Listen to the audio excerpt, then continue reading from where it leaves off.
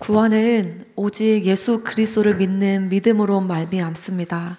그리고 전적인 하나님의 은혜로 선물로 주어진 바 된 것입니다. 이것이 구원입니다. 그런데 오늘 본문은 선민의식 가운데 오직 율법의 의로 스스로 구원의 행위로 인하여서 구원을 이룰 수 있다고 말하는 유대인들에 대해서, 특히 그 유대인들이 예수 그리스도의 복음을 외면한 것에 대해서 말하고 있습니다. 그들은 자신들에게 들려진 복음에 대해서 믿지도 않았고 또 순종하지도 않았으며 또 하나님께서 내미시는 손에 대해서도 거절했습니다. 다시 말해 그들은 복음에 대해서 믿지도 않았을 뿐더러 하나님이 허락하신 그 은혜를 거절하였다는 것입니다. 저는 오늘 본문을 통해서 하나님께서 깨닫게 하신 것을 나눌 때 하나님이 허락하시는 그 믿음에 대해서 더욱더 분명해지고 또 주님이 허락하신 그 자비와 은혜에 대해서 더욱더 붙들게 되기를 간절히 소망합니다. 첫 번째 함께 나누고 싶은 것은 믿음은 말씀에 순종할 때 생겨난다는 것입니다. 16절과 17절 말씀입니다. 그러나 모든 사람이 다 복음에 순종한 것은 아닙니다. 이사야는 주님, 우리가 전하는 소식을 누가 믿었습니까? 하고 말하였습니다. 그러므로 믿음은 들음에서 생기고 들음은 그리스도를 전하는 말씀에서 비롯됩니다.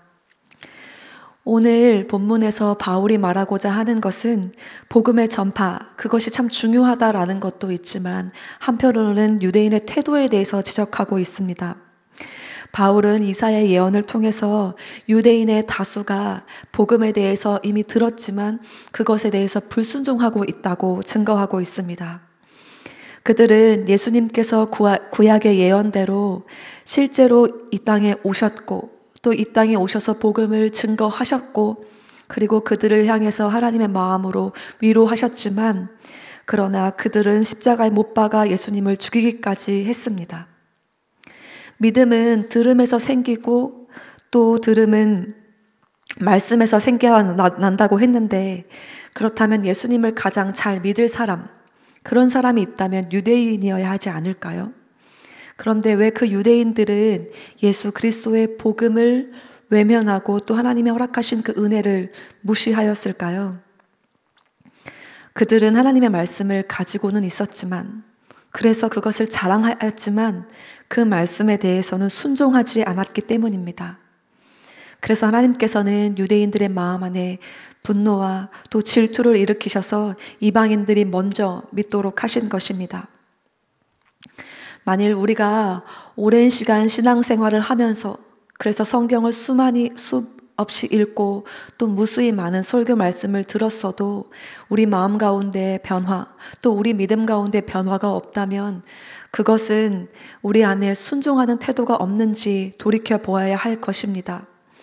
믿음이 그리스도의 말씀에서 생긴다라고 하는 것, 그것은 그리스도의 말씀을 듣고 또 순종한 데서 생겨난다라고 하는 것이기 때문입니다.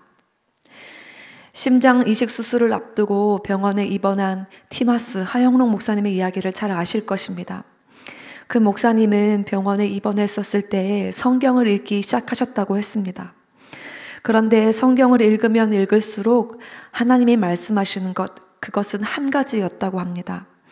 일단 구원을 받은 사람에게는 할 일이 있다는 것이었습니다.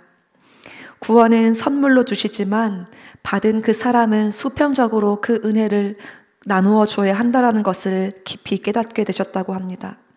그리고 그것은 바로 하나님을 사랑한다면 내 이웃을 내 몸과 같이 사랑해야 한다라고 하는 것이었습니다. 그리고 자신에게 맞는 심장을 드디어 이식받을 수 있다라고 하는 소식을 듣게 되었던 그날에 죽어가는 한 여인에 대한 소식을 듣게 됩니다. 그런데 그 여인 또한 심장 이식을 받을 수 있는 그 조건이 자신의 조건과 동일하다고 하는 소식을 듣게 됩니다. 그리고 자신이 이식받을 그 심장을 그 여인에게 준다면 그 여인이 살아날 수 있다라고 하는 소식을 듣게 된 것이죠. 이 하 목사님은 죽음의 기로에서 엄청난 갈등과 고민을 하게 됩니다. 그러나 그 하 목사님께서 결정하신 바는 말씀에 대해서 순종하기로 한 것입니다. 그리고 자신이 이식받을 심장을 이식 순서가 닿지 않아 죽어가는 그 여인에게 기꺼이 내어주기로 결심을 합니다. 그리고 자신의 한 그 일에 대해서 본인이 기록한 책에 이렇게 내용이 있습니다. 누군가를 살리기 위해서는 누군가가 죽어야만 한다. 내 몸과 같이 누군가를 사랑한다는 것은 그 사람을 대신해서 내가 죽는 것을 말한다. 바로 그것이 이웃사랑이라는 것을 나는 이미 알고 있었다. 우리도 하나님의 말씀을 듣고 알고 있습니다. 그리고 앞서 소개한 것처럼 믿음은 하나님의 말씀에서 비롯되는 것입니다. 그런데 이 말씀을 듣는다라고 하는 것은 순종이 뒤따른다라고 하는 것입니다. 우리가 오늘 복음 앞에 서 있고 하나님의 말씀을 알고 들었다면 그 말씀 그대로 순종하는 것이 바로 믿음이라는 것입니다. 그렇게 순종할 때 우리 안에 믿음이 생기고 또 그렇게 순종할 때 우리의 믿음이 더욱더 깊어진다는 것입니다. 다시 말해 믿음과 순종은 결코 크게 다를 바가 아니라는 것입니다. 저도 이 말씀을 준비하면서 제 안에 있는 믿음에 대해서 돌이켜보게 되었습니다. 그리고 정말 내가 순종하지 못하고 있는 것이 있을까라고 제 마음을 돌이켜 보았을 때 성경을 통해서 수없이 들었지만 그 한 말씀, 늘 하나님께서 기도할 때마다 저에게 주시는 그 말씀에 대해서 순종하지 않았다라고 하는 것을 깨닫게 되었습니다. 그것은 간단하지만 담대했던 말씀이었습니다. 그것은 바로 두려워하지 말라는 것이었습니다. 수없이 성경을 통해서도 확인하고 기도할 때마다 들렸던 그 두려워하지 말라는 한마디가 제 마음과 삶 가운데서는 그렇게 순종이 되지 않았습니다. 미래에 대한 불확실한 때문에도 두려웠지만 또 앞으로 다가올 어떤 한 부분들을 떠올릴 때마다 그렇게 제 마음이 갈대와 같이 흔들리는 것들을 경험했습니다. 그리고 저는 여전히 순종하지 않고 있구나라는 것도 깨달았지만 제 마음 안에 여전히 믿음이 부족하고 연약하다라는 것 또한 깨달았습니다. 이 새벽에 여러분에게 주시는 한 말씀이 있다면 그 말씀대로 순종하는 것이 우리에게 허락된 그 믿음이 성장하는 길입니다. 말씀에 순종할 때 그 믿음이 생깁니다. 하나님께서 허락하신 이 말씀을 통하여 저와 여러분들의 마음 안에 순종할 수 있는 길이 열리고 또 그 믿음이 더욱더 깊어지고 분명하게 되는 그 역사가 있게 되기를 간절히 소망합니다. 두 번째 함께 나누고 싶은 것은 하나님은 우리에게 온종일 손 내밀고 계시는 분이시라는 것입니다. 21절 말씀입니다. 또한 이사야는 하나님께서 이스라엘을 보고 복종하지 않고 거역하는 백성에게 나는 온종일 내 손을 내밀었다 하신 말씀을 선포하였습니다. 아멘. 성경에 기록된 바와 같이 이스라엘은 수없이 하나님의 뜻을 거역했습니다. 그런데 그럴 때마다 하나님께서는 선지자를 통해서 하나님의 뜻과 계획을 그 이스라엘 백성들에게 수없이 들려주셨습니다. 그리고 약속하신 대로 하나뿐인 아들 예수 그리스도를 그들에게 보내주셨습니다.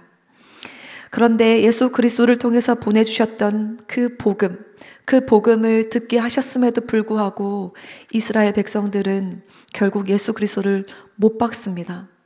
그러나 하나님께서는 거기서 포기하지 않으시고 그 이후에도 사도들을 통해서 계속해서 하나님의 아들 예수 그리스도의 아름다우신 그 복음을 전파하고 또 듣게 하셨습니다. 하나님 그분께는 포기란 결코 없으셨습니다. 하나님은 이처럼 불순종한 자녀들에게도 계속해서 손 내미시며 그들이 온종일 하나님 앞으로 다시금 돌아올 수 있도록 기다리시고 도와주시는 분이십니다. 하나님은 하나님의 자녀들이 때로는 그릇된 길을 걸어갈 때 그때 평탄한 삶 같아 보이는 그것을 흔들실지라도 계속해서 우리를 치고 돌이키셔서 하나님의 뜻 안으로 돌아오게끔 하시는 놀라우신 분이십니다. 마치 복음서에 등장하는 아버지의 재산을 다 가지고 떠났던 그 둘째 아들을 기다리고 계시는 그것과 같이 그 불순종한 그 자녀들을 온종일 손 내미시며 계속해서 하나님 품으로 돌아오게끔 기다리시고 또 바라시고 원하시는 분이시라는 것입니다.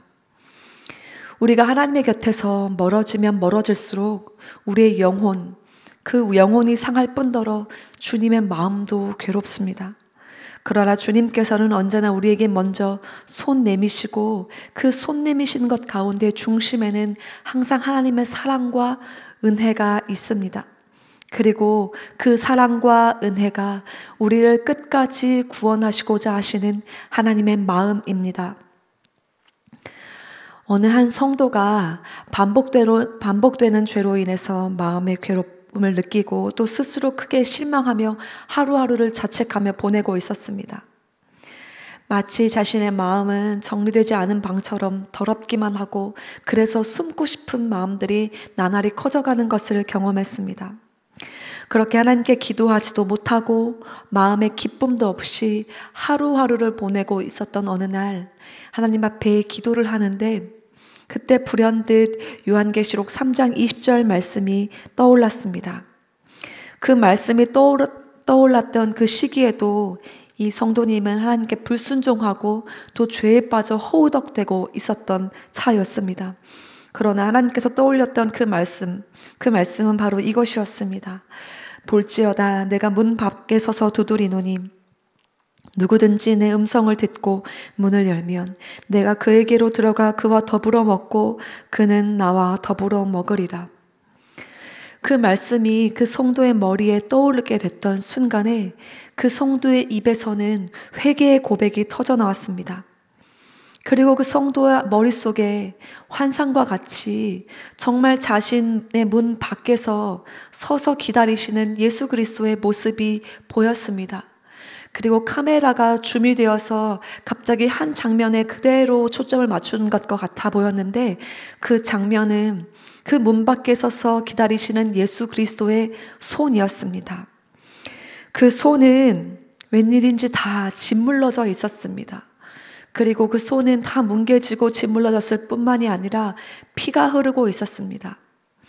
그 예수 그리스도의 용서하심을 믿지 못하고 계속해서 죄와 또 불순종에 빠져서 그리고 자책하는 그 마음에 빠져 있는 그 성도에게 계속해서 마음의 문을 두드리고 계시는 그 예수 그리스도의 손을 보여주시는 것이었습니다.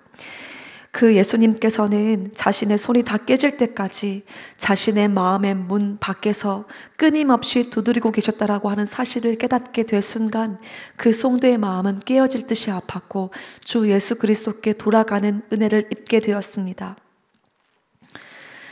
하나님께서는 이와 같이 여전히 우리가 하나님의 뜻에 거역하고 또 우리의 연약함과 죄 때문에 주님의 마음을 바라보지 못하는 그때에라도 계속해서 우리의 마음 문 밖에서 우리를 향해서 끊임없이 손 내미실 뿐만이 아니라 그 손으로 우리의 마음 문을 두드리고 계시는 분이십니다. 그리고 그 손이 짓무를 때까지 혹은 피가 철철 흐를 때까지 저희 마음 가운데 문을 두드리시며 끊임없이 노크하시는 분이십니다. 혹시 여러분들 마음 가운데 또 삶의 형편 가운데 지치고 고난 것 때문에 우리가 잠시 염려와 낙심 때문에 주님이 허락하시는 그 사랑과 은혜를 바라보지 못하고 계시다라고 한다면 우리의 마음의 문을 두드리시는 그 예수님을 다시 한번 기억해 보시게 되기를 바랍니다. 그리고 우리의 마음을 완고하게 하지 말고 우리의 마음을 끊임없이 두드리시고 그리고 우리의 마음을 향해서 손 내미시는 그분을 향해 달려나갑시다.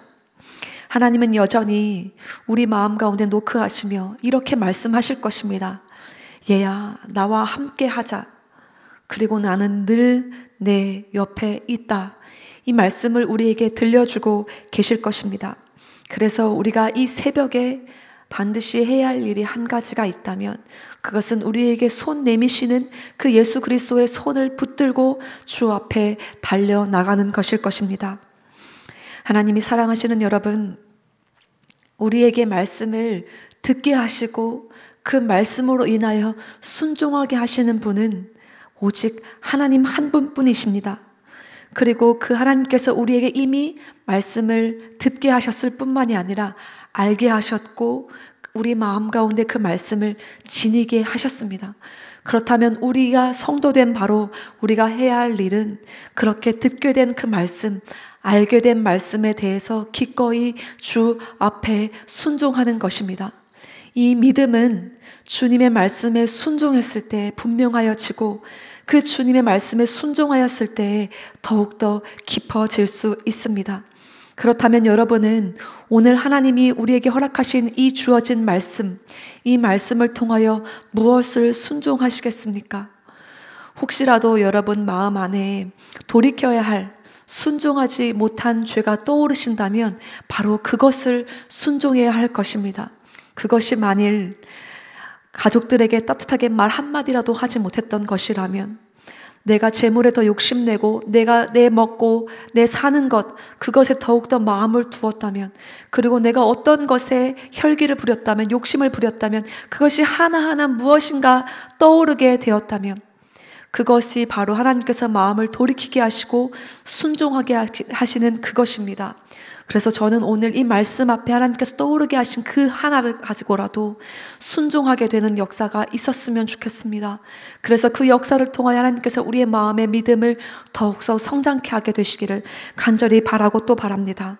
그리고 우리의 마음을 향해서 계속 두드리시며 온종일 우리 앞에 손 내미시는 그분 하나님 앞에 나아가게 되는 오늘 이 새벽, 오늘 하루, 그리고 우리의 매일이 되기를 소망합니다. 우리가 연약하여 죄 앞에 넘어지는 것도 하나님께서는 무척 안타까워하시지만 더욱더 안타까워하실 것은 하나님의 그 마음을 우리 마음에 두는 것을 싫어하며 주님의 마음을 계속해서 외면하는 것일 것입니다. 그러므로 지금 이 시간 우리가 결단합시다. 하나님께서는 여전히 지금 이 시간에도 우리의 심령 안에 노크하시며 당신의 손을 우리에게 내밀고 계실 것입니다. 그러므로 이 시간 함께 기도할 때 주님께서 내미시는 그 손을 붙들고, 맞다, 이것이 은혜지, 이것이 사랑이지, 내가 기꺼이 주의 손을 붙들 때 주님께서 역사하시지 라고 하는 것이 분명히 믿어지고, 그것이 우리의 심령과 삶 가운데에 솟아나는 샘물과 같이 은혜의 샘이 되기를 간절히 소망합니다. 이 시간 오늘 말씀을 붙들고 두 가지 함께 기도하고 싶습니다.